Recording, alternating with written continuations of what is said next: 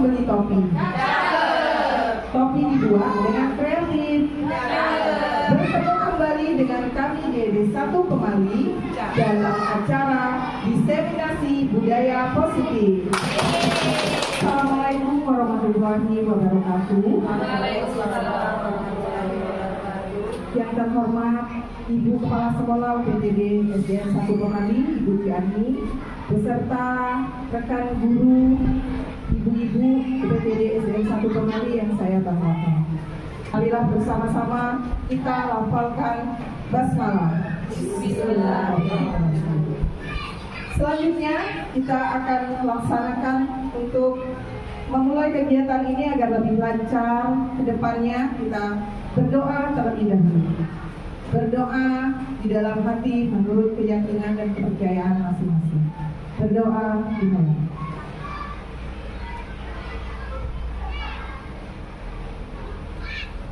Berdoa selesai.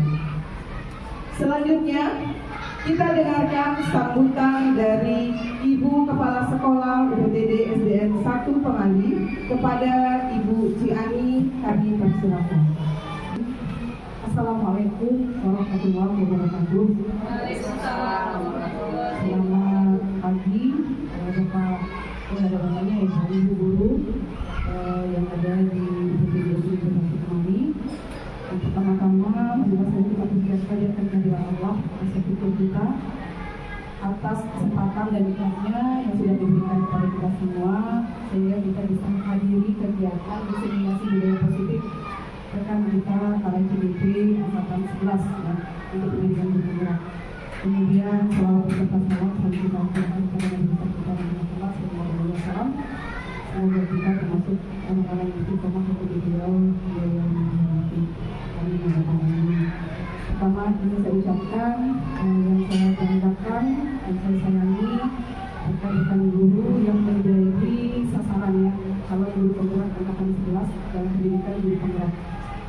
Kemudian yang saya banggakan juga yang akan menjadi peserta diseminasi hari ini para guru, rekan-rekan semua. Ada beberapa hal mungkin yang bisa saya sampaikan pada kesempatan kali ini. Yang pertama,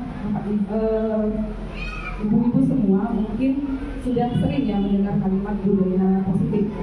Tapi bagaimana seperti apa budaya positif itu sepertinya masih susah untuk kita lakukan. Perang batin kalau orang menyebutnya. Di satu sisi misal dari segi hukum ya, salah satunya adalah kita nggak boleh lagi menghukum murid. Tidak boleh lagi ngasih pujian berlebihan ke murid, itu salah satu disiplin positif. Nggak boleh lagi ngasih reward berlebihan ke murid. Seperti apa jadi budaya positif itu sebenarnya? Nah ini masih menjadi keraguan di hati guru untuk melaksanakan budaya positif itu sendiri. Jadi nanti mari kita dengarkan bersama diseminasi dari rekan-rekan CDP kita. Semoga acara ini berjalan lancar ya. Jika pun nanti jika waktunya tidak memungkinkan adanya tanya jawab, misalnya ya lebih dari durasi waktu, bolehlah kita ngobrol di belakang ya setelah kegiatan. Seperti apa penerapan budaya positif ini di sekolah kita. Ibu yang harus diperhatikan adalah bahwa dengan diharapkan ya dengan adanya diseminasi ini bahwa semua guru di UPTD SDN 1 Pemali ini bisa melaksanakan, tidak harus maksudnya secara signifikan berubahnya, tapi menuju ke arah sana. Misal memposisikan guru sebagai penghukum, saya juga seperti itu, dulu sering menghukum anak ya, itu yang paling banyak kita lakukan. Kemudian yang kedua ada posisi kontrol sebagai pembuat rasa bersalah ya. Saya juga pernah melakukannya. Kita tidak sengaja, Pak Bu. Kita sering ngomong begini ke anak. Gak kesian oleh ibu, gak kesian oleh mama, ayah. Dan nyekolah di kalau teh. Gak kesian loh, kayak orang-orang yang ada itu membuat rasa bersalah. Mungkin kata-katanya bisa jadi lemah lembut, penuh kasih sayang, tapi dampaknya ke hati anak itu diingat selalu. Ternyata itu sangat tidak diperbolehkan.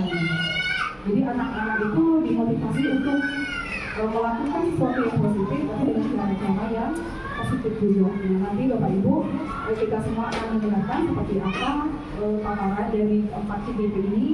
Mari kita laksanakan, kita ikuti prosesnya. Dan saya selaku kepala sekolah berharapnya ada perubahan di masing-masing kelas. Ya, perubahan itu saya minta juga respon dari anak-anak. Jadi guru-gurunya tidak akan saya tanya, tapi saya tanya ke anak-anak gitu ya.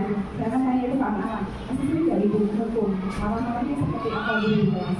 Pengen tahu saja. Maka kita sudah terus mencoba, gitu, sudah mencoba yang melakukan yang namanya budaya positif itu dalam rangka tidak lagi soal nama kepala sekolah. Jadi itu saja bentuk dukungan saya kepada tidak hanya kepada CDP tapi kepada semua Bapak Ibu guru yang ada di PDD satu kemarin ini.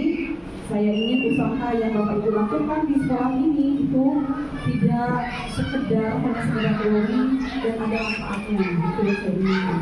Demikian itu saja yang bisa saya sampaikan. Maaf jika ada salah kata. Saya tutup.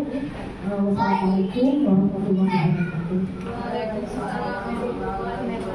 Selanjutnya kita memasuki acara inti yaitu pemaparan tentang diseminasi budaya positif yang akan disampaikan oleh 4 rekan CGP kita.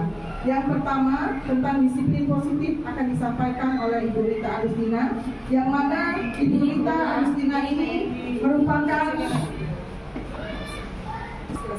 fasilitatornya yaitu Ibu Bayu Agustina, terus PP-nya adalah Bapak Ahmad Irfan.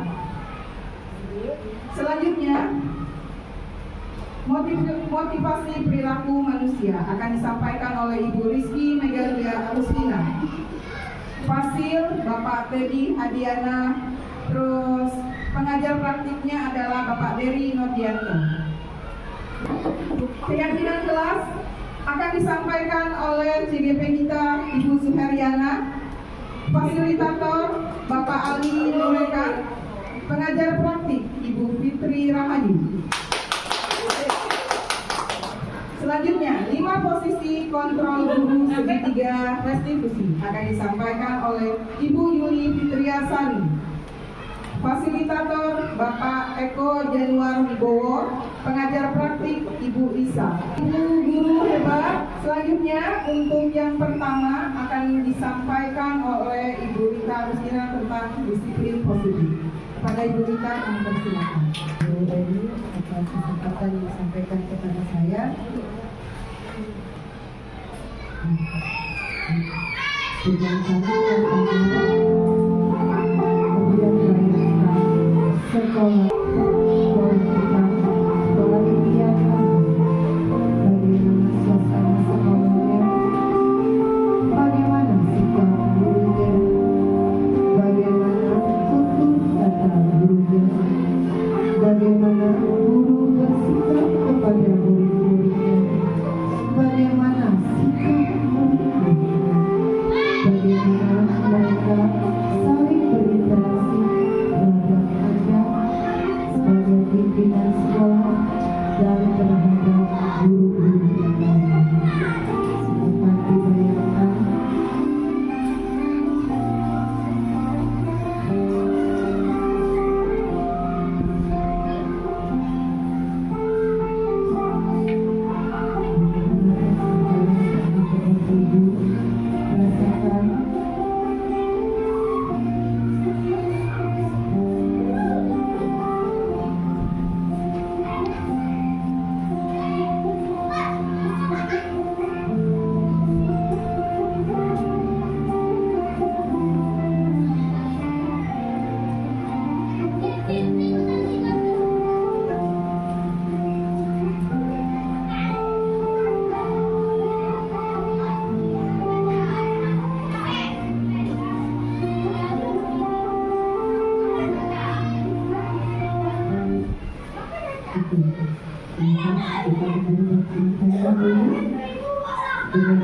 sudah mendapatkan inspirasi atau pengalaman tersendiri.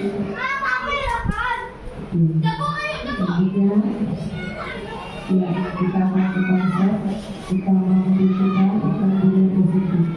Di sini ada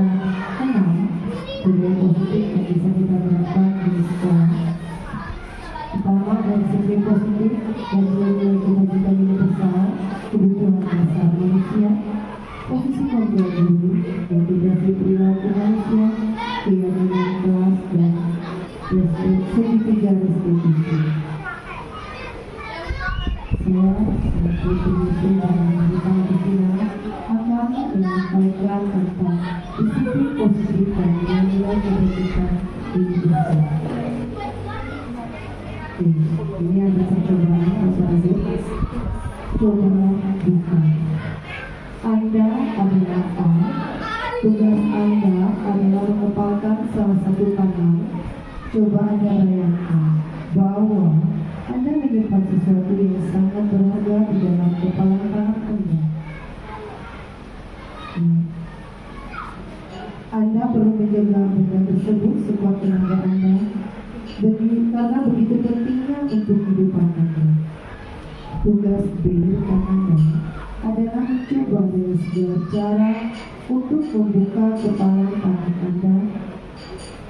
Tangan Anda boleh membujuk, merayu, menghardik, mengintimidasi, memarahi, menggoda, menggelitik, bahkan menawari Anda keluar agar Anda bersedia membuka kepala tangan Anda. Silakan dicoba dengan tekan sebelumnya. Pasangan ini ya.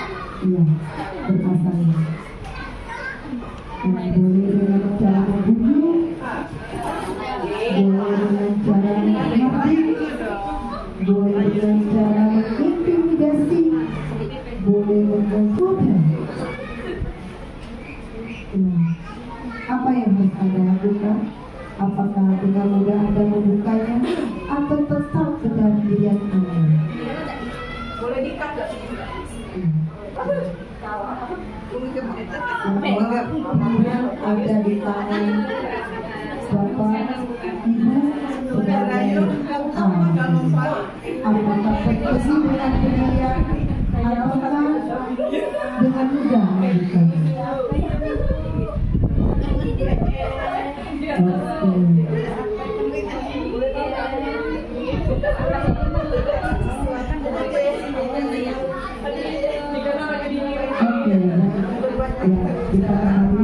Terima kasih Ibu.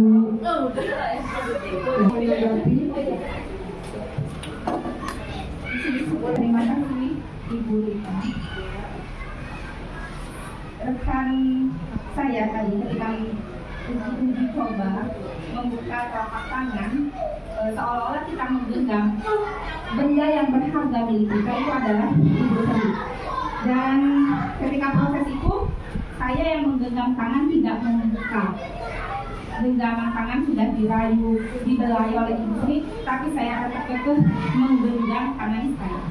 Alasannya saya memilih nomor 2 karena di atas itu dijelaskan benda yang berharga. Sesuatu yang berharga milik saya itu bukan untuk dipublikasikan. Seperti itu alasan saya mengapa saya kekeh terus menggenggam untuk tidak membuka. Karena barang yang berharga itu adalah milik saya dan itu sangat menjadi rahasia saya, tidak perlu dipublikasikan kepada orang lain. Jadi saya harus menjaga barang yang berharga milik saya karena itu adalah milik saya. Terima kasih.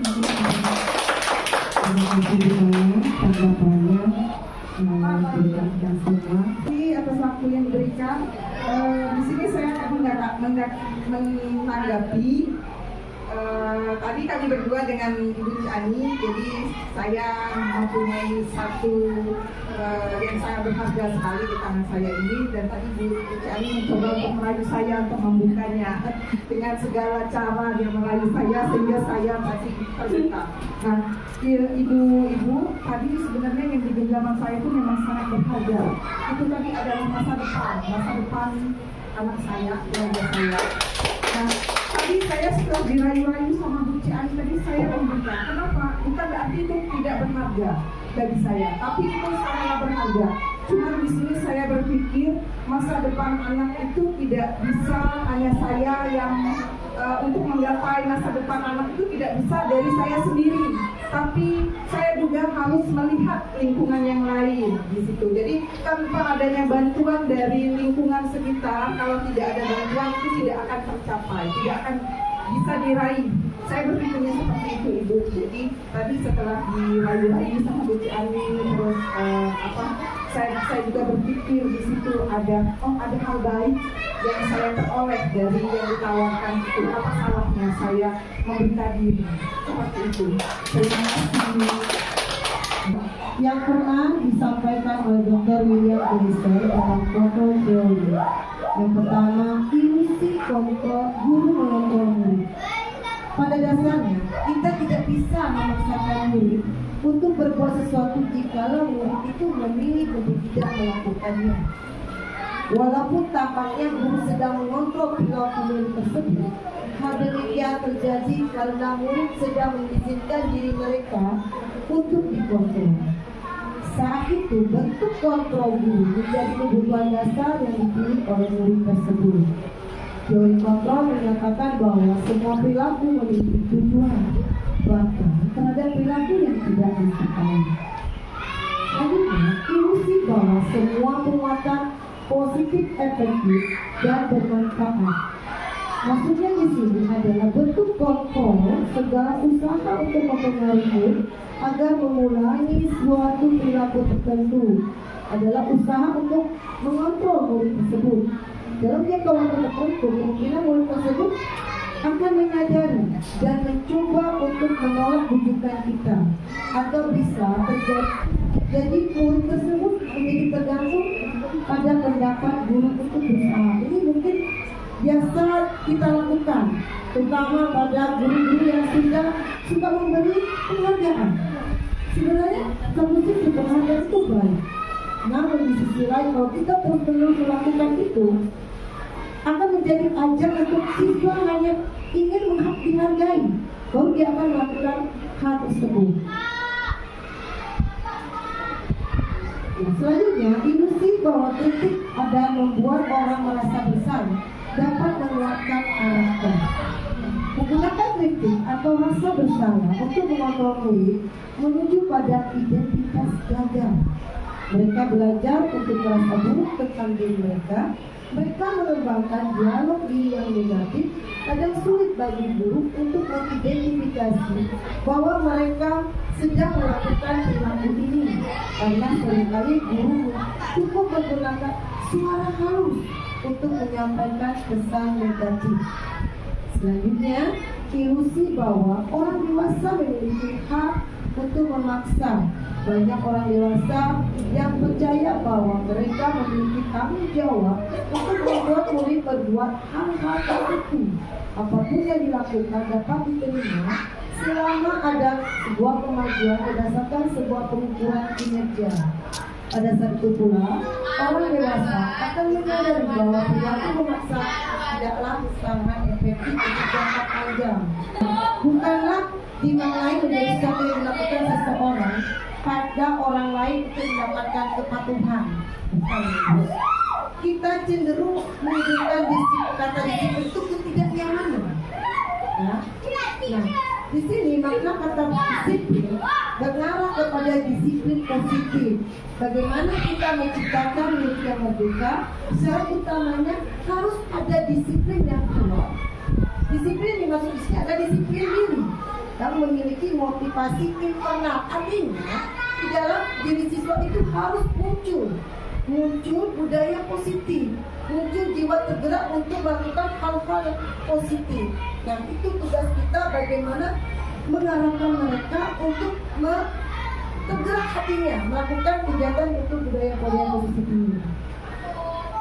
Nah, disiplin positif dalam budaya kita, maka kata disiplin dimaknai dalam melakukan sesuatu untuk mendapatkan kepatuhan dan cenderung menghubungkannya dengan ketidaknyamanan. Yang sudah saya sampaikan sebelumnya.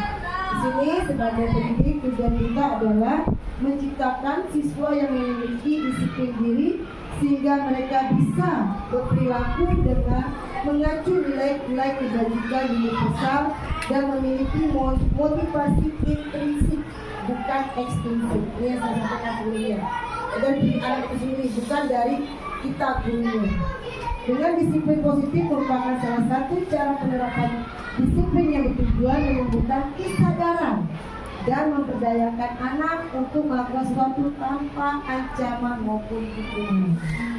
Itu bukan ibu saya.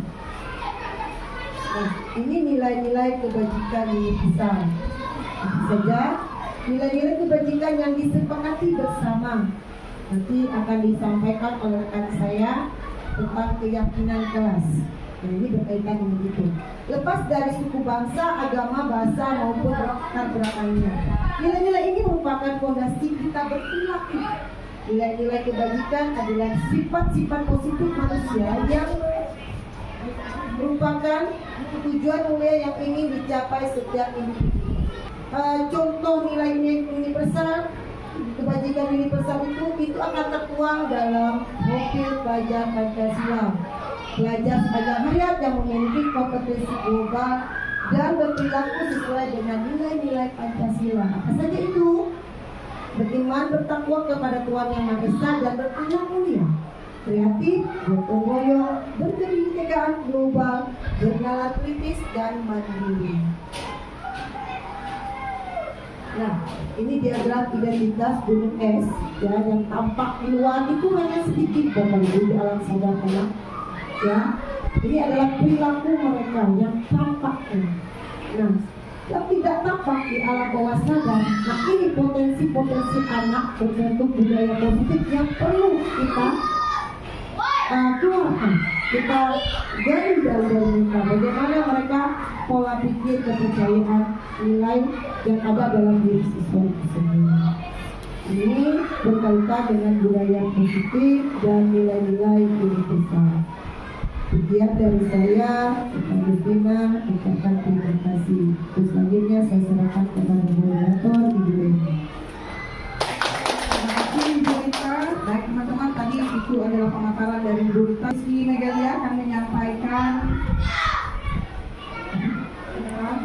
manusia. Oke, kepada Ibu Rizky kami persilakan. Terima kasih kepada Bu Leni yang memberikan kesempatan kepada saya untuk menyampaikan materi tentang motivasi perilaku manusia. Nah, mari kita tanyakan pada diri kita sendiri. Bagaimana kita berperilaku? Mengapa kita melakukan segala sesuatu?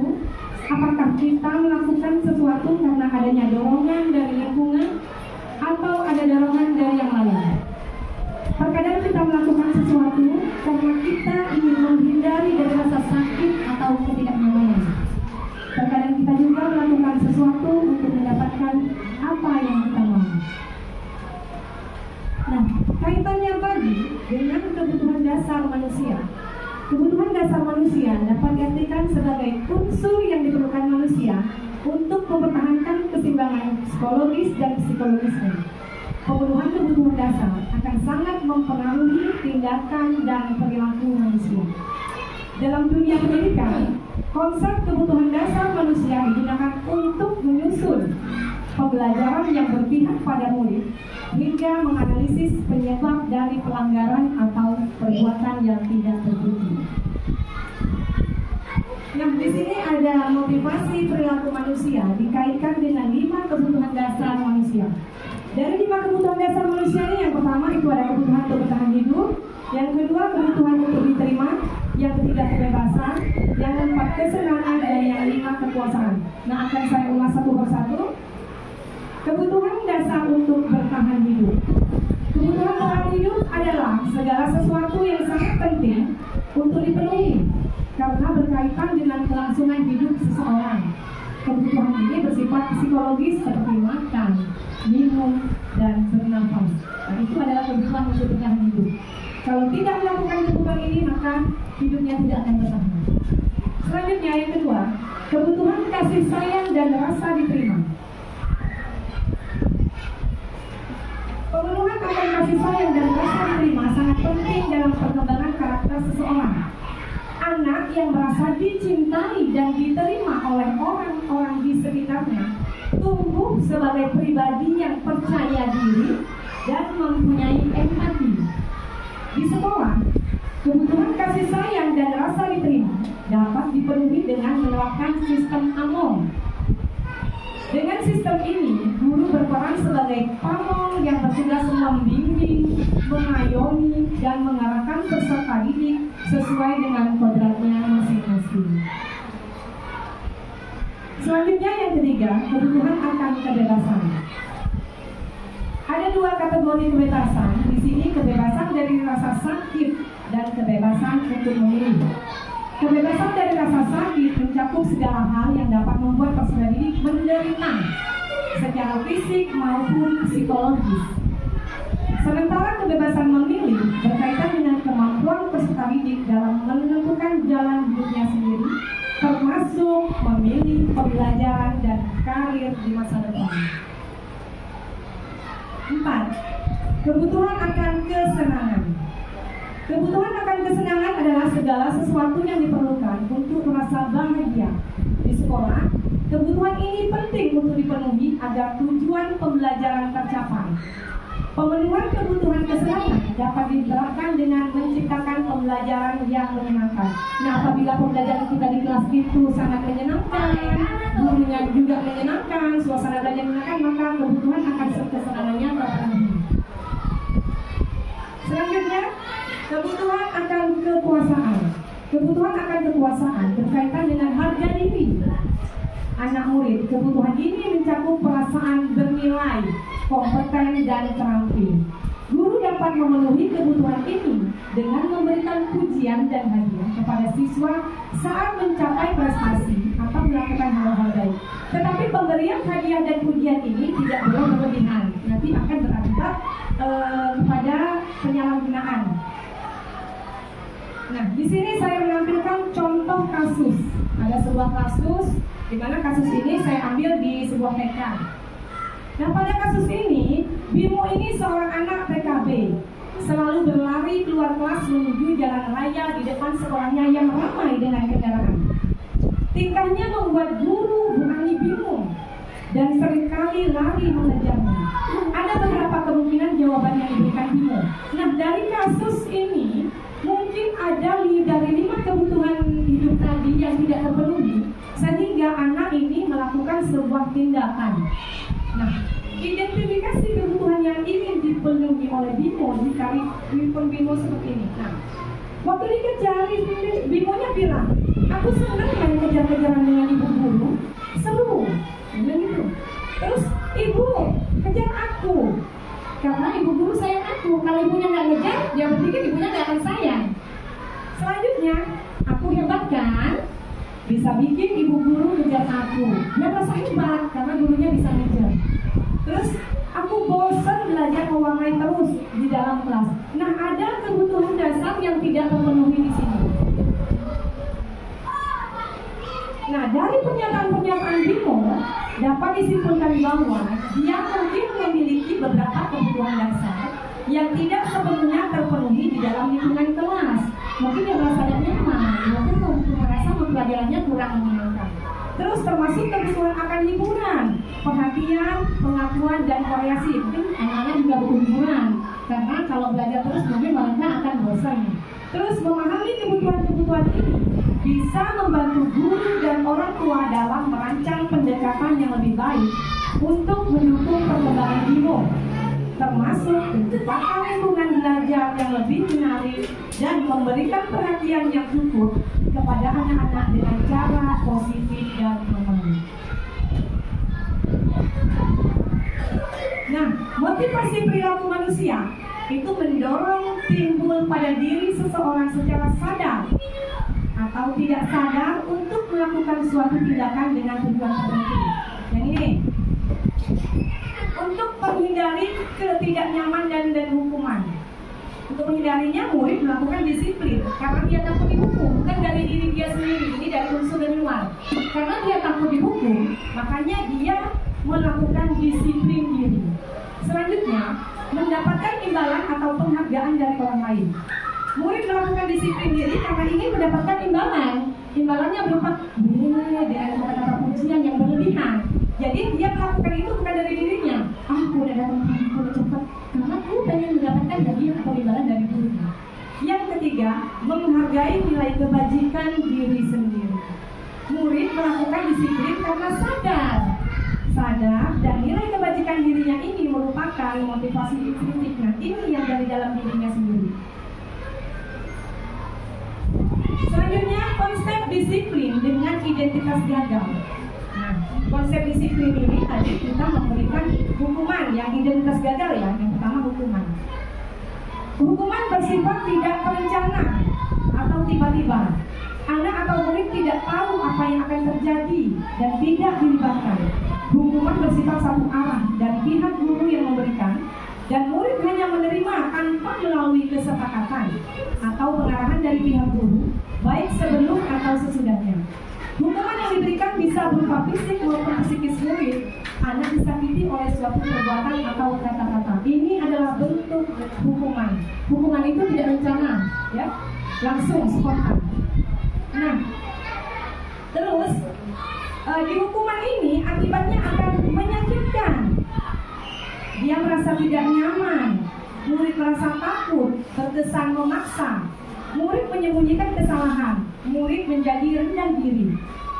Karena dari ini dia akan takut, akhirnya merasa ini murid kebanyakan menyembunyikan kesalahannya, dia takut dihukum.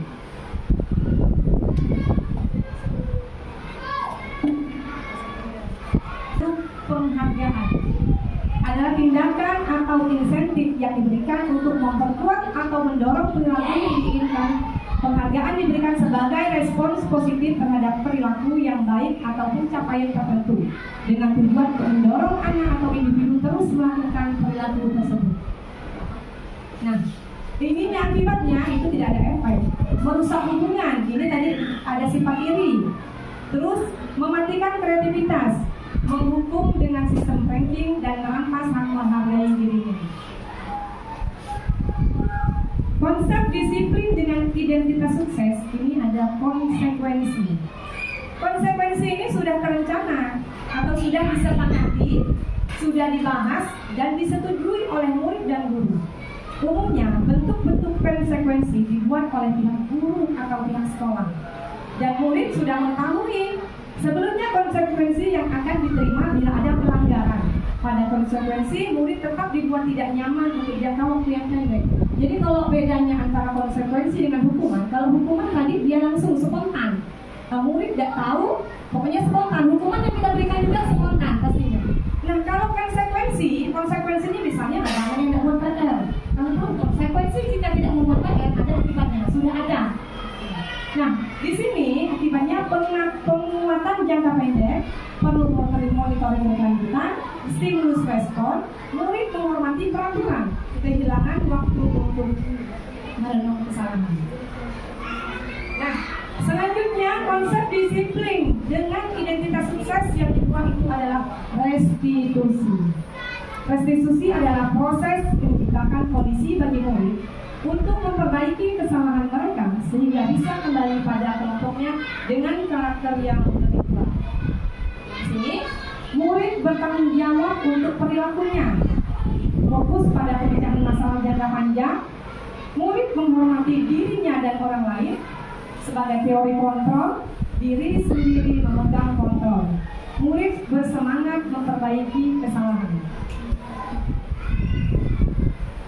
Nah, konsep disiplin pendekatan restitusi itu sebuah cara menanamkan disiplin positif pada murid. Pengertian restitusi adalah proses menciptakan kondisi bagi murid untuk memperbaiki kesalahan mereka sehingga bisa kembali pada kelompoknya dengan karakter yang lebih kuat. Ciri-ciri restitusi itu bukan menebus kesalahan, namun belajar dari kesalahan. Nah, setelah anak-anak melakukan kesalahan, itu anak-anak didorong untuk merefleksikan dirinya. Jadi mereka akan belajar dari kesalahannya, bukan untuk menebus kesalahannya. Terus memperbaiki hubungan ini nanti misalnya ada kejadian, perbaikan hubungannya caranya minta maaf atau bagaimana. Jadi tidak akan berakibat berkelanjutan. Terus tawaran bukan paksaan, menuntun untuk melihat ke dalam diri, mencari kebutuhan dasar yang mendasari tindakan, fokus pada karakter, menguatkan dan fokus pada solusi. Nah, nanti untuk restitusi ini selanjutnya akan dijelaskan oleh Ibu ya. Nah, di sini ada perbedaan, ada contoh kasus untuk siswa yang sering tidak mengerjakan PR. Apakah dia diberikan hukuman atau konsekuensi atau restitusi untuk penyelesaiannya? Nah, untuk hukuman di sini dikatakan guru menghukum siswa dengan meminta siswa lari keliling lapangan 10 menit. Nah, kalau kita membuat ini akan berdampak pada murid. Gurunya marah, muridnya jadi takut. Yang kedua, kalau gunakan konsekuensi. Sebelumnya kita sudah menerapkan konsekuensi. Misalnya jika tidak mengerjakan PR, kamu harus mengulang pekerjaan ini sebanyak 2 kali. Jadi begitu anak tidak mengerjakan PR, kita melakukan konsekuensi. Guru meminta siswa untuk mengerjakan PR-nya pada saat jam istirahat sebanyak 2 kali lipat. Di sini gurunya terlihat tegas dan siswa menghormati peraturan karena sudah ada peraturan untuk konsekuensi apabila melanggar. Yang di sini restitusi. Restitusi guru menanyakan keyakinan kelas atau dirinya dan membantu siswa menyelesaikan masalahnya. Mungkin kesalahan yang dibuat oleh siswa tidak membuat PR ini ada kaitannya dengan 5 kebutuhan dasar manusia yang tidak terpenuhi. Apa di rumah dia lagi marah sama orang tua atau bagaimana? Jadi ada 5 kebutuhan dasar yang tidak terpenuhi sehingga dia tidak mengerjakan PR. Nah, harus terbuka. Guru menanyakan kepada siswa bagaimana cara menyelesaikan masalahnya. Nah, guru terbuka dan siswa menghormati dirinya dan orang lain. Nah, itu kesimpulannya, restitusi merupakan pendekatan yang mengedepankan pemulihan, pembelajaran, dan perbaikan hubungan. Ini berfokus pada mengajarkan tanggung jawab dan pengenalan pribadi melalui proses refleksi, pengertian, dan solusi konstruktif. Dengan demikian, restitusi tidak hanya memperbaiki kesalahan, tapi juga berkontribusi pada pertumbuhan individu dan hubungan yang lebih sehat. Demikian paparan dari saya. Selanjutnya saya akan serahkan ke moderator. Ibu Suheryana tentang keyakinan kelas. Kepada Ibu Suheryana kami persilakan. Assalamualaikum warahmatullahi wabarakatuh. Mohon izin ibu-ibu semua, saya akan melanjutkan untuk menyampaikan budaya positif berikutnya, yaitu tentang keyakinan kelas. Pergi ke pasar membeli gelas. Gelas dibeli berwarna coklat. Izinkan saya menyampaikan tentang keyakinan kelas, semoga bisa membawa manfaat. Keyakinan kelas atau kesepakatan kelas adalah sebuah pendekatan yang lebih baik dengan mengedepankan peran aktif siswa. Kemudian di situ berisi beberapa aturan untuk membantu guru dan siswa bekerja sama membentuk kegiatan belajar mengajar lebih efektif. Apakah ibu-ibu sepakat dengan apa yang saya tampilkan tentang keyakinan atau kesepakatan kelas? Ya, baik, selanjutnya di sini mengapa keyakinan kelas bukan peraturan kelas? Seperti ada kalimat di bawah ini, mengapa kita menggunakan helm saat mengendarai motor? Ada yang bisa memberikan tanggapan? Ya, ada yang menjawab takut ditilang. Ada juga yang menyampaikan untuk keamanan ketika kita berkendaraan, ketika terjadinya kecelakaan. Banyak opsi-opsi yang menyatakan mengapa kita harus menggunakan helm saat mengendarai motor. Kemudian berikutnya, mengapa kita menggunakan masker dan mencuci tangan saat berada di keramaian? Ada yang memberi tanggapan? Iya, takut kena virus. Iya, untuk menghilangkan debu. Yang jelas adalah untuk menjaga kesehatan tubuh kita sendiri. Baik, selanjutnya tujuan keyakinan kelas itu dibuat. Saya yakin dan percaya ibu-ibu semua, teman-teman saya sudah melakukan dan membuat keyakinan kelas di kelasnya masing-masing dan sudah disepakati bersama oleh siswa-siswanya. Tujuan yang pertama yaitu menumbuhkan komunikasi yang efektif antara siswa dan guru. Jadi dari tujuan ini, agar pembelajaran kita dapat berjalan dengan efektif, kita membuat keyakinan kelas yang disepakati bersama. Bukan dari guru, tetapi kita sepakati bersama guru dengan siswa. Kemudian, tujuan yang kedua, menciptakan pembelajaran yang berpusat pada murid. Selanjutnya, menumbuhkan rasa tanggung jawab pada siswa. Jadi, ketika kita sudah membuat keyakinan kelas bersama dengan siswa, itu akan kita pertanggungjawabkan apa yang sudah kita sepakati bersama. Selanjutnya, ada langkah-langkah utama dalam menetapkan keyakinan kelas. Yang pertama, berdiskusi memunculkan peraturan-peraturan yang perlu ditaati warga kelas. Jadi sebelum membuat keyakinan kelas, kita berdiskusi dulu bersama siswa kita, apa yang akan kita sepakati. Kemudian, mengubah peraturan-peraturan menjadi kalimat yang lebih positif. Kadang-kadang anak-anak kita untuk membuat kalimat itu masih kurang baik, ya. Jadi kita sebagai guru, wali kelasnya mengarahkan dan merubah dari kalimat-kalimat peraturan-peraturan menjadi kalimat yang lebih positif. Selanjutnya, menyarikan peraturan-peraturan menjadi nilai-nilai kebajikan atau keyakinan kelas. Berikutnya, berdiskusi mengenai gambaran perilaku yang mencerminkan keyakinan kelas. Selanjutnya, berdiskusi mengenai peran seluruh warga kelas. Setelah kita buat bersama-sama oleh siswa, selanjutnya meninjau ulang keyakinan kelas dari waktu ke waktu. Jadi kita lihat, oh lah kita sepakati ini. Nah, kita tinjau ulang. Apakah dengan keyakinan kelas yang kita buat dapat berjalan dengan lancar dan kondusif di kelas kita? Selanjutnya, keyakinan kelas mempunyai ciri-ciri. Apa saja? Yang pertama, bersifat lebih abstrak daripada peraturan, yang lebih rinci dan konkret. Kemudian, ciri yang berikutnya berupa pernyataan-pernyataan universal yang sudah dijelaskan oleh teman kita Rita Agustina. Selanjutnya dibuat dalam bentuk positif, tidak terlalu banyak, sehingga mudah diingat dan dipahami oleh semua warga kelas. Berikutnya, sebaiknya sesuatu yang dapat diterapkan di lingkungan tersebut. Ciri berikutnya lagi, semua warga kelas hendaknya ikut berkontribusi dalam pembuatan keyakinan kelas lewat kegiatan curah pendapat.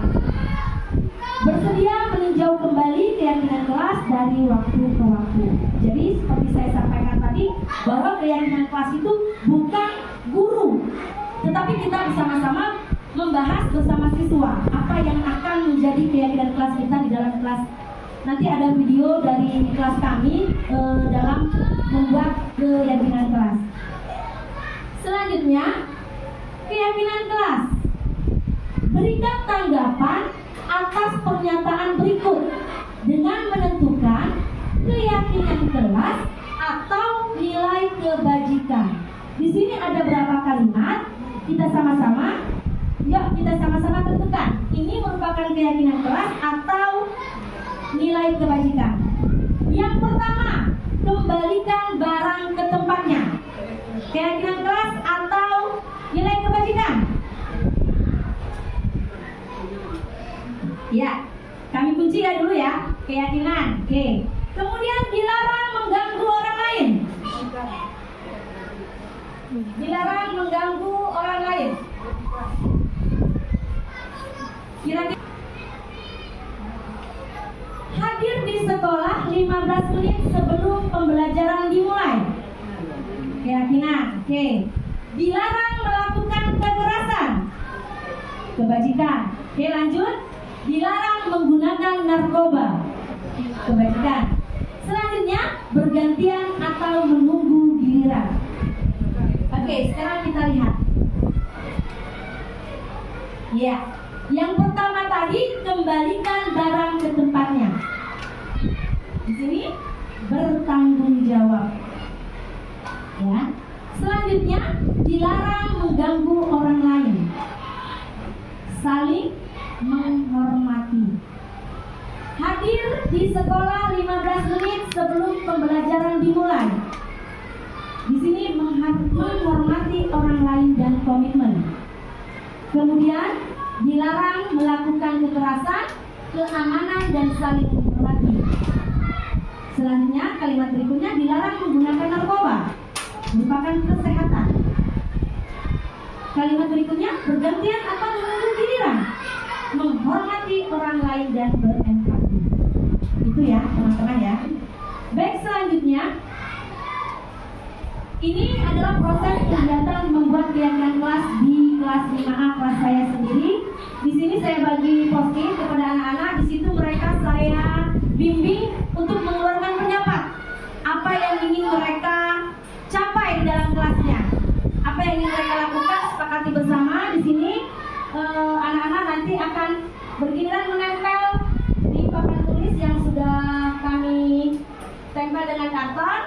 Nah, anak-anak menempel, kemudian kami ambil garis merahnya apa yang akan kami sepakati bersama. Nah, di sini kesepakatan kelas kami yang pertama berdoa sebelum dan sesudah belajar. Selanjutnya menjaga kebersihan kelas, menjaga fasilitas kelas, selalu hadir tepat waktu, selalu berkata baik kepada teman, mengadakan atau menggunakan refleksi di akhir pembelajaran, menghormati semua guru dan teman. Ini hasil diskusi kami. Ini benar-benar merupakan pendapat mereka. Kami hanya sekedar membimbing. Jadi ini memang benar-benar dari mereka. Tinggal kami karena banyak yang hampir sama kalimatnya, jadi kami sepakati untuk kesepakatan kelas kami kali ini kelas 5A ada 7 poin. Dan alhamdulillah dalam waktu ini alhamdulillah terlaksana dengan baik dan bertanggung jawab. Baik, selanjutnya contoh keyakinan kelas. Di sini ada yang kelas 1, kemudian juga yang kelas 5 juga. Ini ada keyakinan kelas 7. Setiap anggota kelas ini perlu belajar, setiap anggota kelas perlu senang. Kelas 1, setiap anggota kelas perlu melakukan tugas, setiap anggota kelas perlu saling menghargai.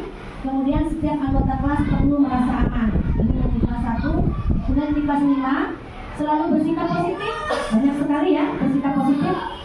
Senantiasa menjadi diri terbaik, percaya dan menghormati orang lain serta barang miliknya, berkomitmen terhadap setiap tugas, senantiasa membantu. Kemudian keyakinan kelas di kelas 7. Ini lebih diambil poinnya. Yang pertama, hormat. Kami meyakini bahwa sangat penting untuk menghormati semua orang dan barang milik orang lain. Kemudian poin berikutnya, bekerja. Kami meyakini bahwa sangat penting untuk mengerjakan segala pekerjaan atau mengikuti kegiatan yang telah ditugaskan. Berikutnya, diterima dan dimiliki. Kami meyakini bahwa sangat penting untuk merasa diterima pada suatu kelompok dan saling peduli satu dengan yang lain. Itu contoh keyakinan kelas. Masih semangat teman-teman? Ya, kita saling berungkas. Iya, biar jangan ngantuk ya. Oke, lanjut. Itu saja dari kami tentang keyakinan kelas. Untuk berikutnya, budaya positif berikut tentang segitiga diskusi akan disampaikan oleh teman kami, Ibu Yuli. Tepuk tangan dari Ibu Erna, semangat sekali ya. Ya, baik. 5 posisi kontrol guru dan segitiga restitusi yang akan disampaikan oleh Ibu Yuli Fitriasari. Tepuk tangan untuk Ibu Yuli Fitriasari. Assalamualaikum warahmatullahi wabarakatuh. Waalaikumsalam. Teman-teman, hari ini saya akan lanjutkan dari teman-teman tadi definisi dari budaya positif modul 1 dan 4. Posisi saya sekarang adalah di 5 posisi kontrol guru dan segitiga restitusi. Nah, sebelumnya izin teman-teman, ibu-ibu semua mau berdiri. Ya, saya berikan dulu. Capek duduk dari tadi, silakan kita mendengarkan motor-motor kita.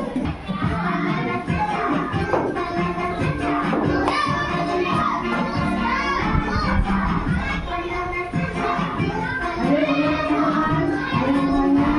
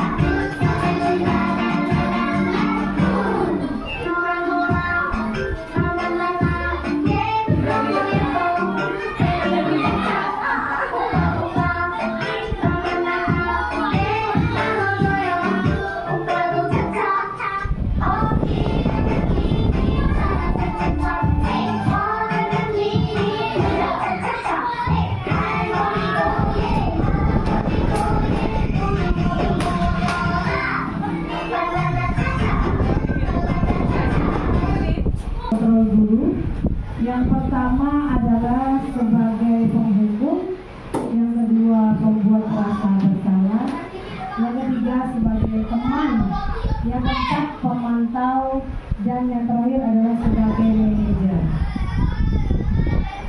Tapi sebelumnya ibu-ibu semua kita dengarkan dulu arahan dan video dari Kemendagri tentang 5 posisi kontrol guru.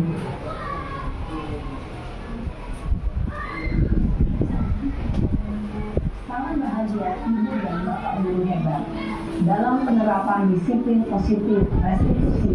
Salah satu program yang dikembangkan adalah 5 posisi kontrol. 5 posisi kontrol dalam restitusi adalah proses perjalanan seorang pendidik agar dapat mengenali dirinya. Pada video kali ini, kita akan membahas tentang 5 posisi kontrol yang dikembangkan oleh Diane Rosen dan contoh penerapannya.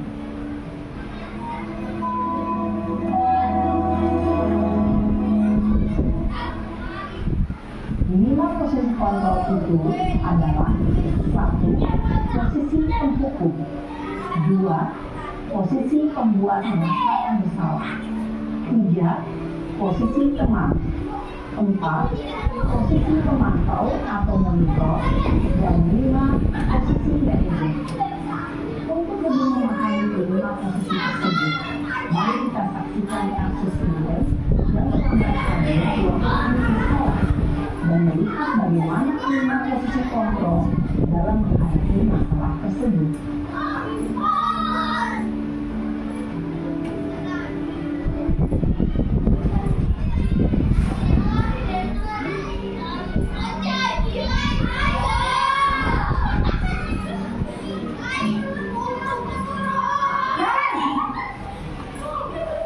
Sini kamu. Selamat pagi, Bu. Selalu terlambat. Kamu deh, pasti terlambat. Maaf, Bu. Saya Apa? Apa coba? Alasan kamu apa lagi? Kapan sih kamu tidak terlambat? Malas sekali ya kamu jadi anak. saya Dasar pemalas. Gak kapok-kapok sih kamu. Sudah berapa kali terlambat? Sana, kamu keliling lapangan basket 2 kali. kenapa saya harus ke lapangan basket, Bu? Kenapa? Kamu mau lawan ibu? Berani-beraninya jawab. Sudah terlambat, masih berani jawab pula. Sekarang, keliling lapangan basket 5 kali sekalian. Biar kapok. Cepat! Pergi sana ke lapangan basket. Posisi penghukum biasanya berbicara dengan nada tinggi, menghardik, menunjuk-nunjuk, menyakiti, dan menyindir. Hukuman bisa berupa fisik maupun psikis. Ibu dan bapak guru hebat, dampak yang terjadi pada murid ketika guru berada pada posisi penghukum adalah murid cenderung akan memberontak, bahkan menyimpan dendam.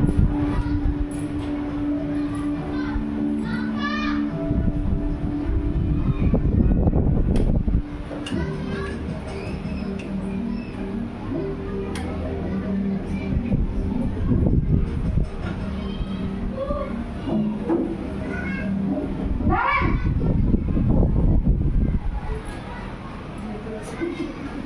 Selamat pagi, Bu. Naren. Kamu kenapa terlambat lagi, nak? Ya Tuhan, Naren. Kamu senang ya bikin ibu susah ya?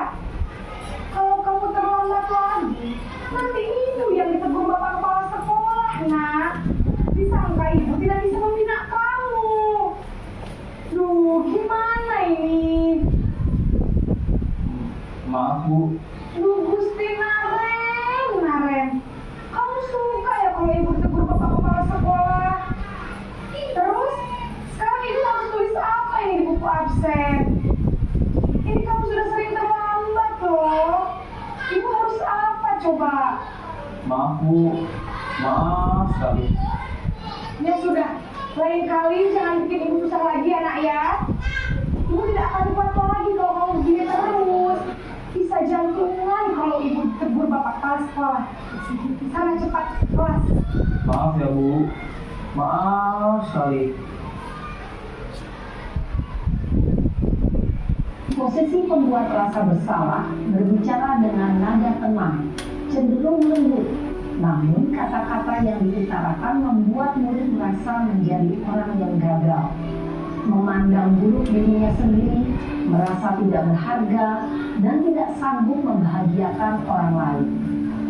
Ketika guru mengambil posisi pembuat rasa bersalah, murid akan menganggap dirinya yang bersalah dan ia akan menyimpan emosi negatif tersebut di dalam dirinya.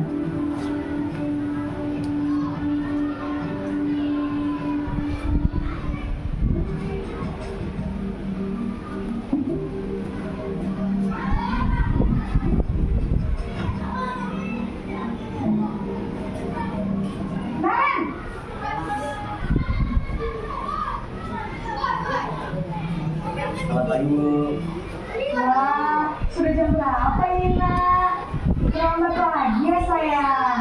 Iya Bu, habis ibu saya membangunkan saya Bu. Kamu malah menyalahkan ibu kamu. Kamu bukan anak yang larinya paling kencang. Kok terlambat sih? Iya Bu, saya memang terlambat bangun tadi. Jadi biarpun saya lari kencang, tetap gak kenyang Bu. Ya sudah sana. Nanti lain kali larinya lebih kencang lagi ya. Biar gak terlambat lagi. Bikin senang ibu demi ibu. Bisa kan? Bisa lah Bu. Ya sudah sana masuk kelas. Ibu beresin urusan absen kamu. Kamu ini ada-ada saja. Dalam posisi teman, guru berbicara dengan nada suara ramah, akrab, cenderung bersenda gurau untuk menjaga suasana tetap santai. Murid akan merasa senang, aman, dan akrab dengan guru. Identitas yang tercipta adalah identitas sukses atau berhasil.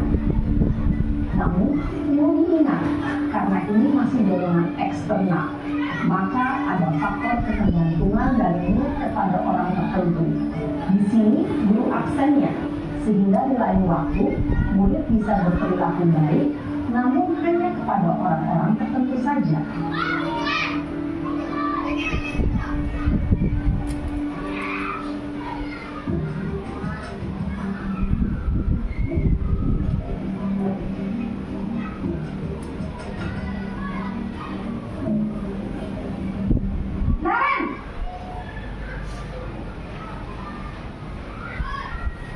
Selamat pagi Bu. Kemarin, apa peraturan sekolah kita tentang jam berapa kita harus masuk sekolah? Nak? Kita harus di sekolah jam 7 Bu. Iya betul. Sekarang sudah jam 7.20. Kalian sudah tahu konsekuensinya jika terlambat hadir. Paham Bu. Saya harus tinggal kelas pas jam istirahat selama 20 menit. Iya benar. Konsekuensinya demikian. Jadi nanti jam 9.30 pas istirahat, kamu harus tinggal di kelas, kerjakan tugas tambahan untuk ketertinggalan kamu, ya? Baik Bu. Posisi pemantau mengandalkan penghitungan atau data untuk mengontrol murid. Guru mengarahkan murid berdasarkan peraturan dan konsekuensi. Seorang pemantau menunjukkan bahasa tubuh dan ekspresi wajah yang datar dan cenderung formal.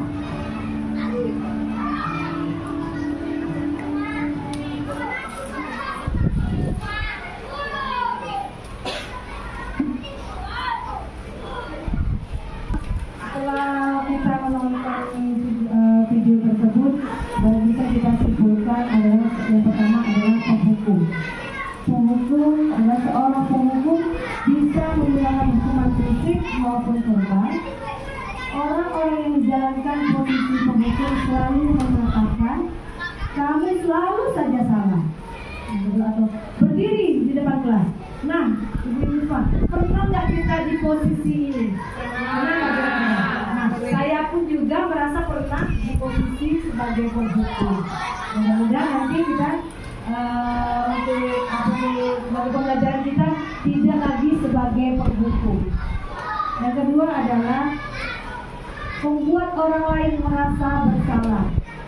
Biasanya guru akan berkata dengan lemah lembut dan pembuat akan merasa bersalah dan merasa tidak nyaman Contoh, kamu sudah janji sama ibu tidak akan terlambat lagi, atau kamu suka mengecewakan ibu, bagaimana perasaan murid bila kita seperti itu? Nah, di sini, posisi ini, pernah nggak kita mengalaminya? Pernah. Suka merayu anak-anak. Nah, biasanya kita merayu, biasanya kadang-kadang anak-anak itu rasa senang kalau sudah dirayu dirinya. Tapi di posisi ini kadang anak merasa, oh ini salah, kasihan guru, jadi posisinya begitu. Selanjutnya adalah teman.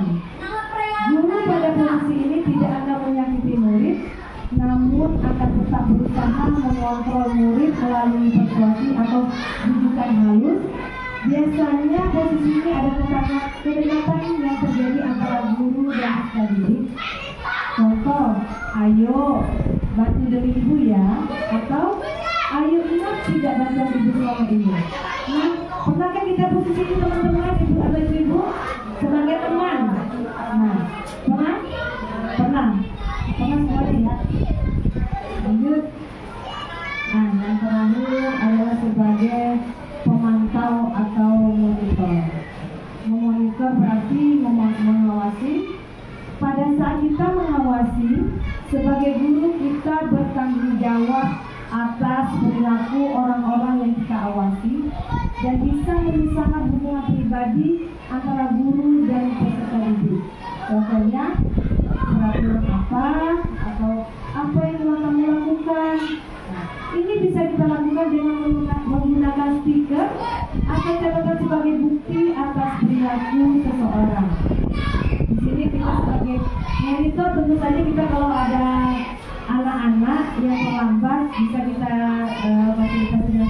Tanya dulu kenapa dasar mereka bisa terlambat masuk ke sekolah. Yang terakhir adalah sebagai manajer. Nah, manajer bukan berarti kita harus sebagai manajer di mana ya Bapak Ibu, ini sebagai manajer kita di sekolah. Posisi mentor di mana guru berbuat sesuatu bersama dengan murid, mempersilahkan murid mempertanggungjawabkan perilakunya, mendukung peserta didik dapat menemukan solusi atau permasalahannya. Contoh, apa yang kita yakini atau kita kembalikan seperti keyakinan berkelas yang sudah disampaikan Bu Erna. Biasanya setiap kelas ada kita buat kesepakatan kelas antara guru dan murid. Yang kedua adalah jika kamu meyakininya, apakah kamu bersedia memperbaikinya? Seorang manajer memiliki keterampilan atau bisa memposisikan dirinya sebagai teman, pemantau. Namun, bila kita menginginkannya peserta didik bertanggung jawab, bisa kita mengacu pada segitiga itu. Nah, ibu-ibu, kira-kira dari 5 posisi kontrol, kita posisi di mana sekarang? Sekarang ini. Kalau sekarang kita sudah anggap jangan ke penghubung lagi, kira-kira yang sudah kita kerjakan sekarang ini kira-kira di kelas bisa sebagai posisi di mana? Sebagai manajer? Oh, sebagai manajer. Mudah-mudahan kita semua tidak sebagai penghukum lagi untuk peserta didik kita.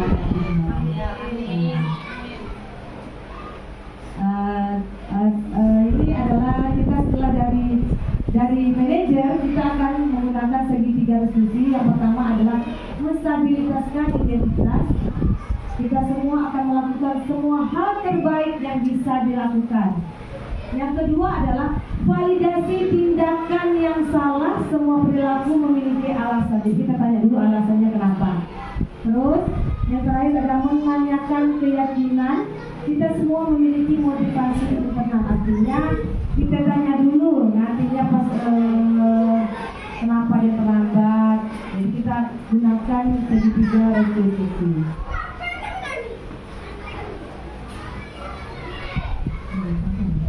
Saya sudah menerapkan contoh segitiga restitusi di kelas saya. Kita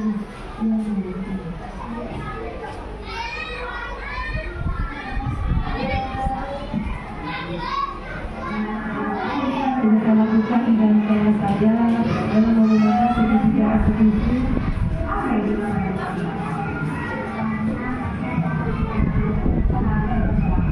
Tapi sebenarnya kalau jadi manajer tidak apa-apa untuk berbuat hal tapi jangan keseluruhan ya, karena tidak ada manusia yang cukup dia.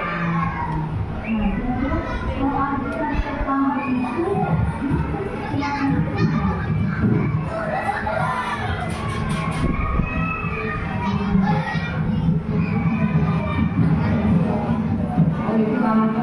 maka artinya datang sahabat gitu, maka artinya bangun jangan kebangunnya nggak tidur karena apa gitu ya. Karena ibu itu artinya tapi tidak aktif ya.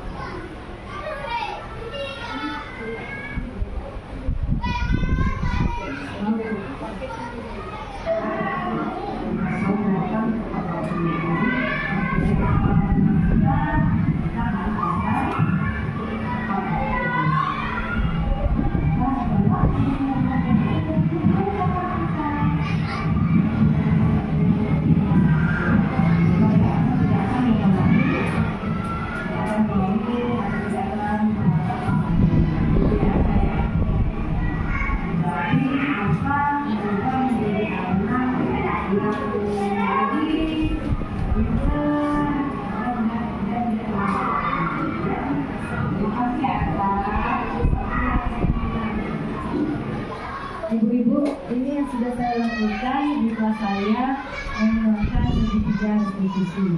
Nah, selanjutnya adalah tanggapan dari peserta didik mengenai keterlambatan pergi sekolah.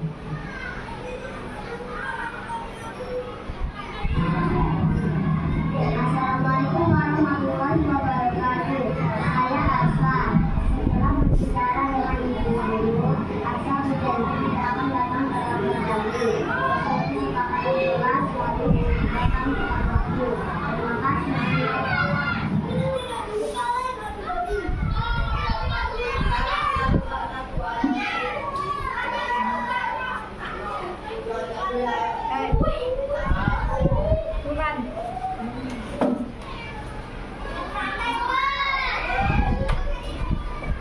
Ibu-ibu, semoga kita tetap semangat sebagai guru, bukan sebagai pembuku, tetapi kita memposisikan diri kita sebagai manajer. Nah, kesimpulannya hari ini adalah penanganan kasus yang dilakukan guru di sekolah dengan penerapan segitiga eksekusi diharapkan dapat membantu guru untuk memposisikan dirinya sebagai manajer. Pada posisi ini pertanyaan-pertanyaan yang dijadikan lebih bermakna sehingga dapat menumbuhkan kontrol prinsip yang membuat murid menjadi lebih bertanggung jawab, menghargai orang lain dan mandiri. Itulah semoga kita tetap sebagai manajer nantinya, itu harapan kita ke depan. Semua guru tetap memposisikan dirinya sebagai manajer. Bapak Ibu, teman-teman semua, ibu-ibu, dalam penerapan disiplin positif, hendaknya guru memiliki standar kepribadian profesional dan sosial yang baik, di mana guru mampu merefleksi pada posisi kontrolnya saat ini. Bagaimana perjalanan dirinya sebagai emong atau posisi manajer yang menuntun murid menuntun bukan untuk menuntut murid-murid menjadi insan yang mandiri, merdeka, dan bertanggung jawab, standar nasional pendidikan. Nah, ibu-ibu semua, terima kasih. Inilah presentasi dari kami berempat, CGP Angkatan 11 tentang diskriminasi budaya positif modul 1.4. Semoga bermanfaat untuk ibu-ibu semua. Nah, ini saya kembalikan ke moderator. Terima kasih. Ibu itu tadi telah kita dengarkan pemaparan tentang diseminasi budaya positif oleh 4 rekan CGP yang ada di sekolah kita. Ini menandakan bahwa kita sudah berada di akhir acara, yaitu penutup. Untuk menutup kegiatan ini, marilah kita bersama-sama mengucapkan lafal hamdalah. Alhamdulillahirabbil alamin. Baik Bapak Ibu, dengan ditutupnya acara ini berarti sudah kegiatan kita pada siang hari ini. Saya sebagai moderator mengucapkan wabillahi taufiq wal hidayah. Wassalamualaikum warahmatullahi wabarakatuh.